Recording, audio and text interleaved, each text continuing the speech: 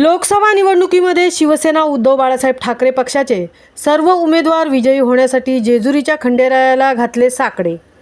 नुकत्याच पार पडलेल्या लोकसभा निवडणुकीमध्ये महाराष्ट्रातून उभे करण्यात आलेल्या शिवसेना उद्धव बाळासाहेब ठाकरे पक्षाचे सर्वच उमेदवार विजयी व्हावेत यासाठी शिवसेना रायगड जिल्हा संपर्क प्रमुख बबनदादा पाटील यांनी जेजुरी येथे जाऊन खंडेरायाला साकडे घातले आहे।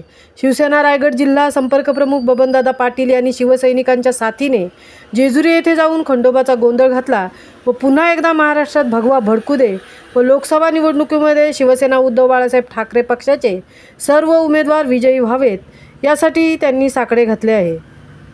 महामुंबईसह संजय कदम, पनवेल।